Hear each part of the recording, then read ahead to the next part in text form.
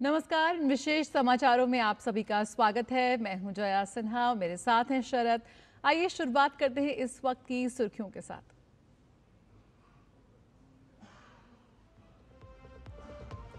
प्रधानमंत्री नरेंद्र मोदी दक्षिण अफ्रीका के दौरे पर G20 लीडर्स समिट को किया संबोधित। कई विश्व नेताओं से की बातचीत। समिट के पहले दिन G20 जोहानिसबर्ग घोषणा पत्र को किया गया स्वीकार।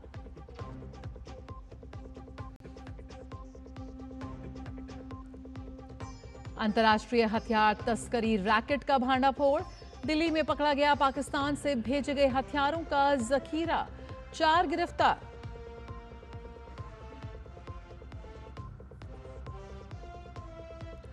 पश्चिम बंगाल में SIR को लेकर घमासान। बीजेपी ने ममता बनर्जी पर लगाया तुष्टीकरण का आरोप। कहा, आपकी पूरी राजनीति घुसपैठियों पर आधारित।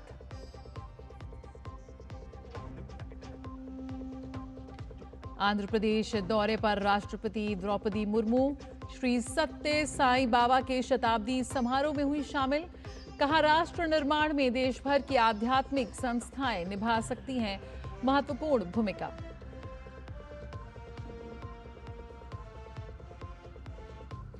और भारतीय बैडमिंटन स्टार लक्ष्य सेन की जबरदस्त वापसी। ऑस्ट्रेलियन ओपन के फाइनल में बनाई जगह। सेमीफाइनल में विश्व नंबर 6 चीनी ताइपे के चौ तिएन को दी मात।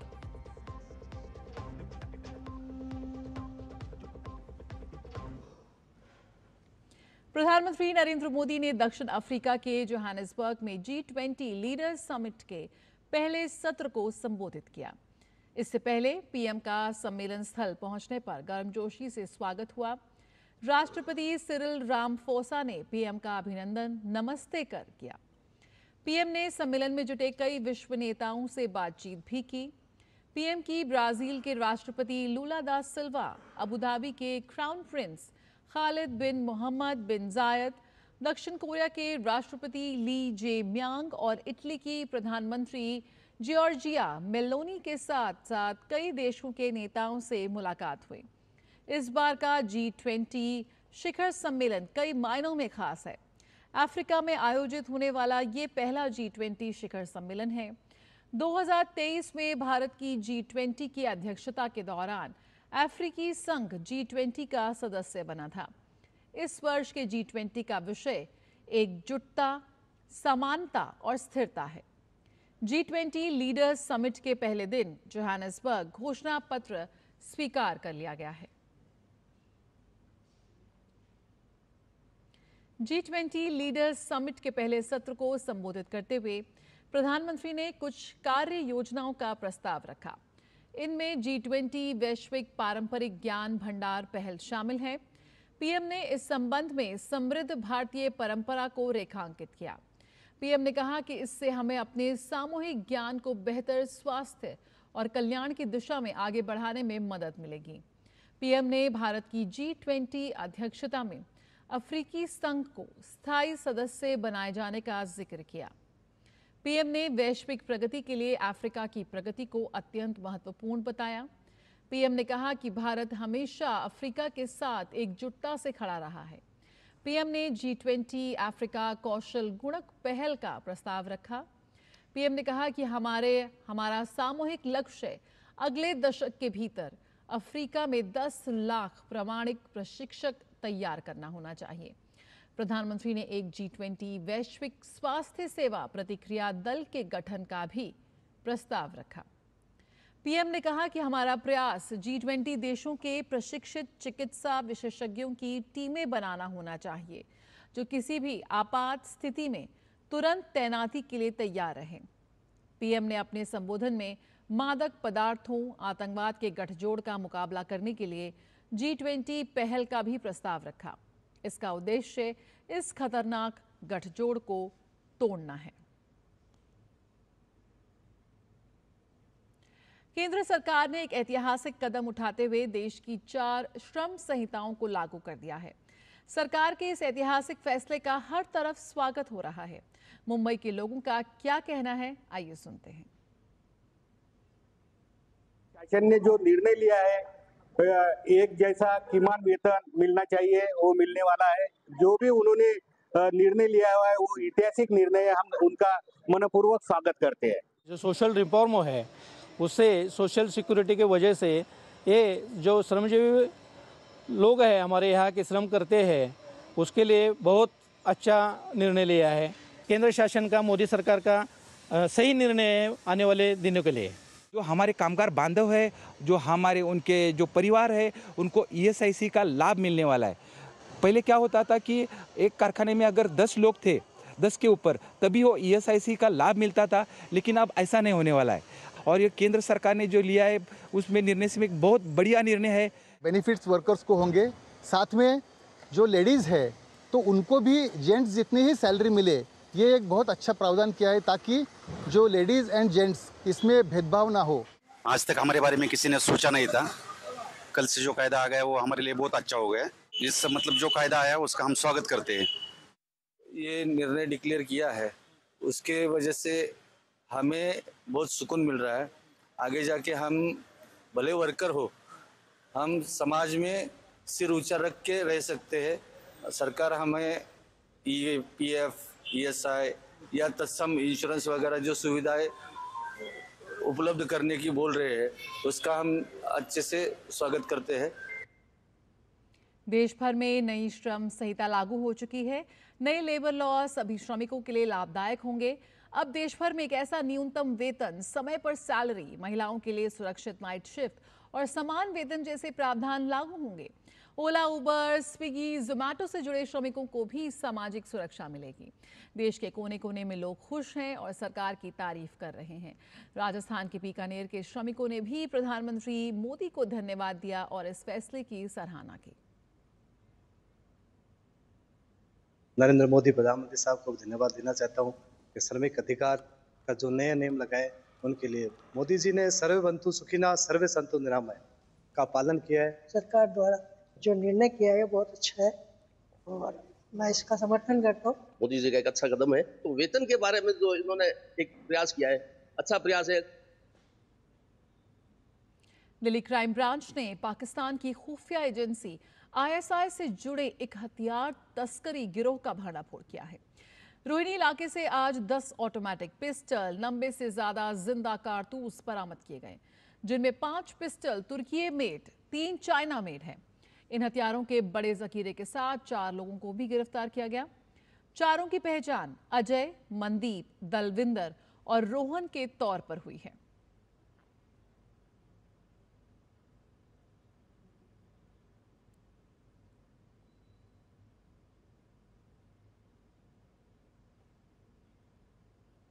तो दिल्ली क्राइम ब्रांच की बड़ी कार्रवाई, और क्राइम ब्रांच ने प्रेस कॉन्फ्रेंस कर जानकारी दी कि जांच में पता चला कि जसप्रीत उर्फ जस्सा घटना में मुख्य किरदार हैं, जो कि सोनू खन्नी गैंग से जुड़ा है।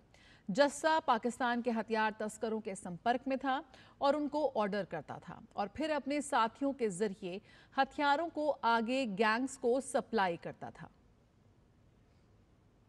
प्रीत जैसा इसमें मेन ऑपरेटिव है, जो इसको पूरा मैनेज कर रहा है, जो पाकिस्तान बेस्ड हैंडलर को भी मॉनिटर कर रहा है, और जो इंडिया में भी ये वेपन किस पहुंच तक पहुंचने थे, क्योंकि दोनों ही जैसा मैंने बताया PX 5.7 और PX 3 जो वेपन है ये बहुत कॉस्टली और सोफिस्टिकेटेड वेपन है, और PX 5.7 का जो राउंड होता है वो करीब AK-47 के राउंड से बहुत मिलता जुलता सा है, उससे जरा सा छोटा है, and it has the capacity to penetrate the BP jacket also. It is a very deadly weapon. Mostly it is used by security agencies. It is not a common weapon which is used by the local gangsters. Crime branch के संयुक्त police आयुक्त सुरेंद्र कुमार ने बताया कि ये gang तुर्की और चीन में बनी महंगी पिस्तौलें सप्लाई कर रहा था। हथियार पाकिस्तान से ड्रोन के जरिए कार्बन की पॉलिथीन में रख कर आते हैं। 2 ड्रोन साइमल्टेनियस साथ चलते हैं। पहला ड्रोन है, उसमें कैमरे से वो फुटेज कैप्चर करता है और वो कन्वे करता है, लोकेशन सैनिटाइज हो जाती है, तो दूसरा ड्रोन उसके साथ में रहता है और वो एक सैनिटाइज लोकेशन पर इन वेपन्स को खेप को ड्रॉप करता है। वेपन्स जो हैं वो कार्बन की पॉलीथीन में, कार्बन के कवर में लिपटे हुए होते हैं, जो किसी तरीके की स्क्रूटनी को इवेड कर देता है। दिल्ली पुलिस की IFSO यूनिट ने एक अंतर्राष्ट्रीय मानव तस्करी गिरोह का भांडाफोड़ किया है, जो भारतीय युवाओं को म्यांमार में साइबर फ्रॉड रैकेट में शामिल करने के लिए उनको नौकरी का झांसा देकर म्यांमार भेज रहा था। दरअसल म्यांमार से डिपोर्ट हुए एक भारतीय नागरिक ने इसकी शिकायत स्पेशल सेल को की थी, जिसके बाद पुलिस ने कार्रवाई करते हुए 2 लोगों को गिरफ्तार किया। 22 अक्टूबर को म्यांमार आर्मी ने वहां एक बड़े स्कैम सेंटर पर छापा मारकर कई भारतीय नागरिकों को मुक्त कराया था, जिनको 19 नवंबर 2025 को डिपोर्ट किया गया था। वापस आए एक शख्स इम्तियाज बाबू ने शिकायत दर्ज कराई कि उसे डेटा एंट्री नौकरी का लालच देकर धोखे से म्यांमार भेजा गया था। जांच में सामने आया कि पीड़ितों को कोलकाता, बैंकॉक और म्यांमार के रास्ते वहां ले जाया गया था। पीड़ित का आरोप है कि सिक्योरिटी गार्ड्स की निगरानी में उनसे अमेरिकी नागरिकों को निशाना बनाकर साइबर फ्रॉड करवाया जाता था। FIR दर्ज करने के बाद 20 नवंबर को कार्रवाई करते हुए IFSO की टीम ने दानिश राजा को बवाना से गिरफ्तार किया। पूछताछ में खुलासा हुआ कि दानिश का म्यांमार के स्कैम नेटवर्क से सीधा संपर्क था और मार्च 2025 में वो खुद डिपोर्ट होने के बाद भी रैकेट का हिस्सा रहा। पंजाब में बटाला के SDM विक्रमजीत सिंह को रिश्वत लेने के आरोप में विजिलेंस ब्यूरो ने गिरफ्तार कर लिया है। विजिलेंस टीम ने SDM विक्रमजीत सिंह के सरकारी आवास पर करीब 2 घंटे तक छापेमारी की, जहां से लगभग 14 लाख रुपए बरामद हुए। वक्त है एक छोटे से ब्रेक का, जल्द हाजिर होते हैं।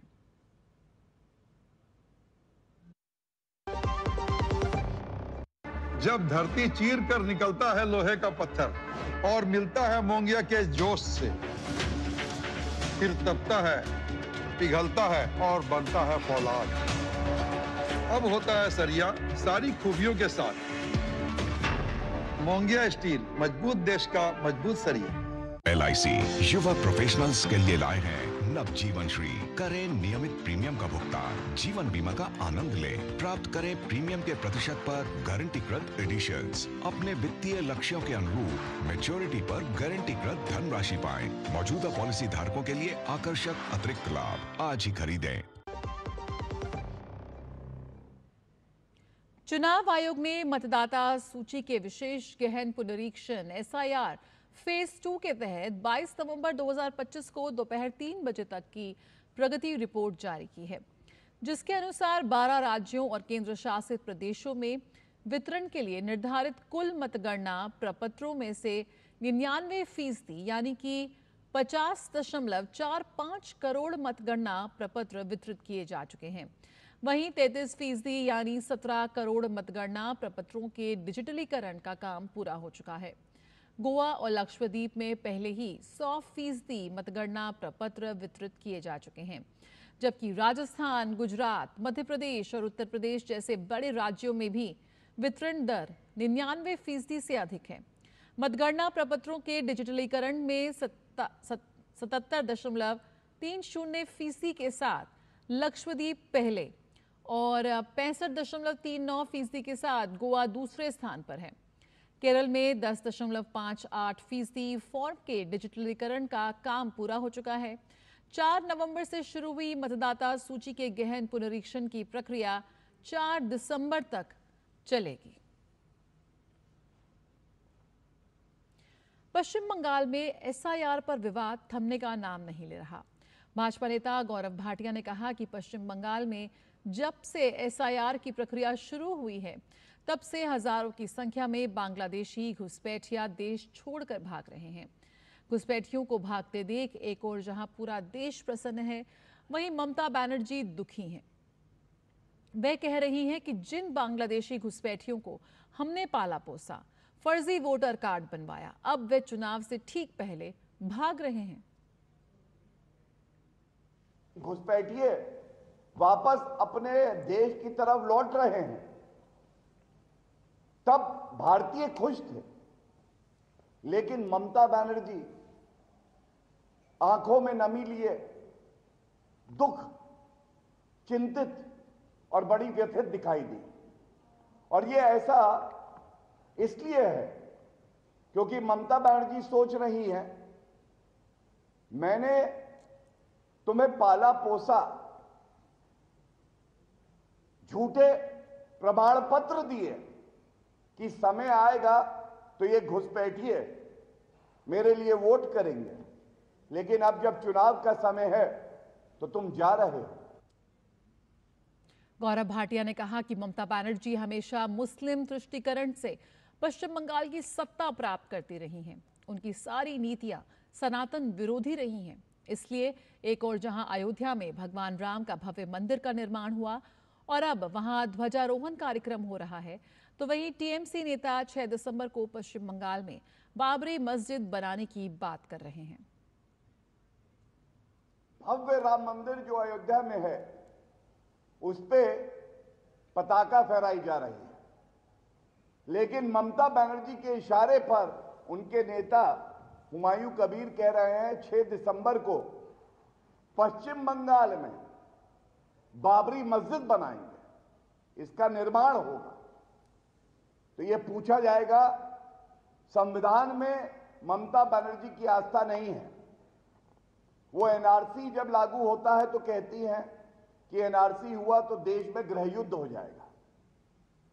उनके नेता फिरहाद हकीम, जो भारत को पश्चिम बंगाल में एक जगह को कहते हैं ये मिनी पाकिस्तान है। वैसे तो पूरे देश में चुनाव आयोग द्वारा प्रायोजित एसआईआर हो रहा है, लेकिन पश्चिम बंगाल में एसआईआर को लेकर टीएमसी कार्यकर्ताओं का हंगामा थमने का नाम नहीं ले रहा। ताजा मामला पश्चिम बंगाल के चंद्रकोना इलाके का है, जहां आरोप है कि टीएमसी पंचायत सदस्य शेख शफीरुल और अमजद अली खान भाजपा के booth level incharge Himadri Dey को धमका रहे हैं। उन्हें लगातार भद्दी भद्दी गालियां दे रहे हैं। उनके घर का केवल तार भी काट दिया। हिमाद्री डे का अपराध केवल इतना है कि उन्होंने एसआईआर फॉर्म भरा था। भाजपा नेता सुवेंदु अधिकारी ने गाली देते टीएमसी नेताओं का ऑडियो टेप जारी करते हुए बताया कि एसआईआर प्रोसेस पश्चिम बंगाल के साथ साथ देश के कई दूसरे राज्यों में भी हो रहा है, लेकिन ऐसी अराजक स्थिति कहीं नहीं है। ममता बनर्जी ने शुरू से ही एसआईआर के खिलाफ नॉन कोऑपरेशन का रास्ता अपनाया है। वे और उनकी पार्टी एसआईआर के खिलाफ लोगों को गुमराह कर उन्हें भड़काने की कोशिश कर रही हैं। हालांकि पश्चिम बंगाल के आम लोगों ने एसआईआर का स्वागत किया है। हतोत्साहित टीएमसी नेता और उसके कार्यकर्ता अब लगातार लोगों को धमका रहे हैं। एसआईआर शुरू होने के साथ ही हजारों की संख्या में अवैध बांग्लादेशी और रोहिंग्या देश छोड़कर भाग रहे हैं। घुसपैठियों के इस समूह को देखकर सहज ही ये समझा जा सकता है कि कैसे टीएमसी प्रमुख ममता बनर्जी सत्ता में आने के लिए बांग्लादेशी और रोहिंग्या अवैध वोटर का इस्तेमाल करती रही हैं। सुवेंदु अधिकारी ने टीएमसी को चेतावनी दी कि इस प्रकार की धमकियों से बचें, वरना हालात और खराब हो सकते हैं।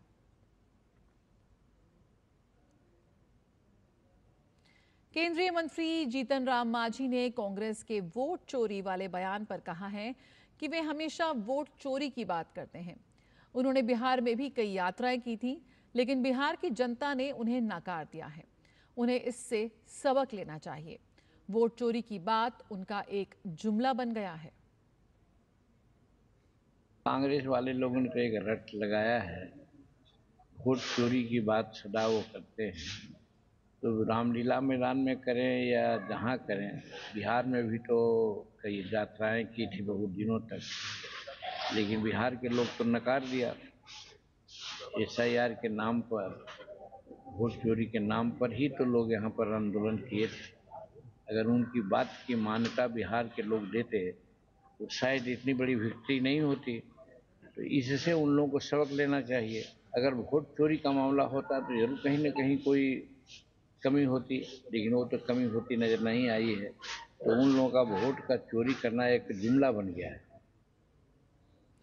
पटना में राष्ट्रीय लोक मोर्चा प्रमुख उपेंद्र कुशवाहा ने 14 दिसंबर को रामलीला मैदान में कांग्रेस की होने वाली रैली पर कहा कि इस दुर्गति के बाद भी कांग्रेस पार्टी इन मुद्दों को नहीं समझ रही है। देश में अनेक मुद्दे हैं जो जनता से जुड़े हुए हैं। यदि उन मुद्दों को कांग्रेस उठाए तो उनका भविष्य में भला हो सकता है, लेकिन एसआईआर का मुद्दा है ही नहीं। बिहार में विपक्ष के लोग जनता की मतों की चोरी के बारे में बोल रहे हैं। यदि लोगों का नाम मतदाता सूची से हटा दिया जाता तो लोग सड़कों पर आते, हालांकि ऐसा कुछ हुआ नहीं। अब इस दुर्गति के बाद भी कांग्रेस पार्टी चीजों को नहीं समझ रही है। देश में अनेक सारे मुद्दे हैं जो जनता से जुड़े हुए मुद्दे हैं। उन मुद्दों को कांग्रेस लाए तो भविष्य में उनका कुछ भला हो सकता है, लेकिन एसआईआर का मुद्दा है ही नहीं। बिहार में जिस जनता के वोट की चोरी के बारे में लोग बोल रहे हैं, वैसे लोग वास्तव में उनका वोट अगर चोरी हो गया होता तो लोग सड़क पर आते, मतदान हो गया, मतदान के दिन उनका नाम नहीं रहता वोटर लिस्ट में, तो लोग आते सड़क पर और कहते कि देखिए हम इतने लोग हैं, हमारा नाम वोटर लिस्ट से हटा दिया गया, हमारे वोट की चोरी हो गई। तो इस तरह का कोई प्रमाण है ही नहीं, फिर भी मुद्दा बनाने की कोशिश है। बिहार में नई सरकार के गठन के साथ ही मंत्रियों ने अब अपना पदभार वो संभाल रहे हैं। बिहार के उप मुख्यमंत्री सम्राट चौधरी ने गृह मंत्री का पदभार संभाल लिया है। पदभार संभालने के बाद सम्राट चौधरी ने कहा कि भाजपा के नेतृत्व और नीतीश कुमार के निर्देशन में उन्हें बिहार में गृह मंत्री के तौर पर काम करने का मौका मिला। नीतीश कुमार ने लगातार बिहार में सुशासन स्थापित किया है। बिहार के सुशासन ने यहां हमेशा अराजकता को समाप्त किया है। आदरणीय प्रधानमंत्री जी और मुख्यमंत्री जी के मार्गदर्शन में लगातार बिहार में सुशासन स्थापित हो, इसकी चिंता करते रहना। और नीतीश कुमार जी ने लगातार सुशासन स्थापित किया और आगे भी सुशासन की पूरी व्यवस्था नीतीश कुमार जी के नेतृत्व में होगा और नीतीश कुमार जी के मार्गदर्शन में ही होगा। बिहार का सुशासन लगातार बिहार में एक अराजकता को समाप्त किया है, जनराज को समाप्त किया है। उस व्यवस्था को पूर्ण रूप से स्थापित किया जाएगा कि अपराधियों के लिए खैर नहीं है, अपराधी के लिए ये बिहार नहीं है। बिहार से बाहर ही अपराधी को जाना होगा। राष्ट्रपति द्रौपदी मुर्मू आंध्र प्रदेश के दौरे पर हैं। राष्ट्रपति ने पुट्टुपट्टी स्थित प्रशांति निलयम में आयोजित श्री सत्य साई बाबा के शताब्दी समारोह में हिस्सा लिया। इस अवसर पर आंध्र प्रदेश के मुख्यमंत्री एन चंद्रबाबू नायडू भी मौजूद रहे। समारोह को संबोधित करते हुए राष्ट्रपति ने कहा कि श्री सत्य साई बाबा ने समाज कल्याण के अनेक कार्य कर मानवता के सामने उत्कृष्ट उदाहरण पेश किया है। राष्ट्रपति ने कहा कि सत्य साई बाबा ने महिलाओं के सशक्तिकरण और शिक्षा के प्रसार के लिए महत्वपूर्ण योगदान दिया है। श्री सत्य साई बाबा ने समाज कल्याण के अनेक कार्य करके सबके सामने आदर्शों को यथार्थ का रूप देने के उदाहरण प्रस्तुत किए हैं। श्री सत्य साई सेंट्रल ट्रस्ट विद्यार्थियों के ऐसे उत्कृष्ट निःशुल्क शिक्षा प्रदान कर रहा है जो शैक्षणिक उत्कृष्टता को चरित्र निर्माण के साथ जोड़ती है। ये उल्लेखनीय है कि सत्य साई बाबा द्वारा 1969 में बेटियों के लिए विशेष महिला परिसर की शुरुआत की गई थी। ये उनके नारी शक्ति के प्रति दूरदर्शी सोच का प्रमाण है। शिक्षा के साथ साथ गुणवत्तापूर्ण चिकित्सा सेवा द्वारा भी सत्य साई बाबा के मिशन को आगे बढ़ाया जा रहा है। राष्ट्रपति मुर्मू ने अपने संबोधन में राष्ट्र सर्वोपरि की भावना को दोहराते हुए कहा कि राष्ट्र निर्माण में देश भर की आध्यात्मिक संस्थाएं महत्वपूर्ण भूमिका निभा सकती हैं। उन्होंने सभी नागरिकों से अपील की कि वे इस प्रयास में योगदान दें ताकि भारत 2047 तक विकसित राष्ट्र बनने के लक्ष्य को प्राप्त कर सके। श्री सत्य साई बाबा ने समाज कल्याण के अनेक कार्य करके सबके सामने आदर्शों को यथार्थ का रूप देने के उदाहरण प्रस्तुत किए हैं।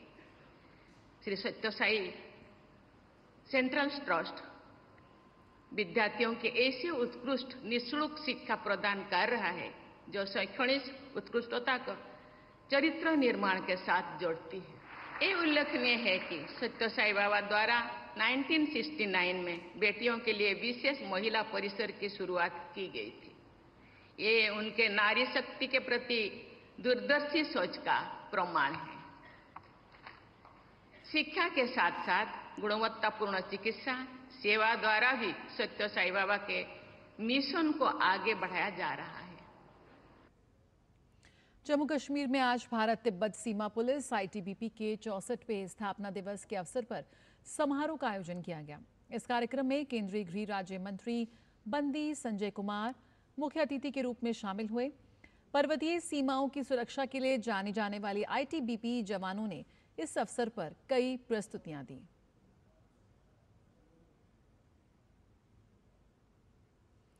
इन विशेष समाचारों में फिलहाल इतना ही। मुझे और शरद को दीजिए इजाजत। नमस्कार।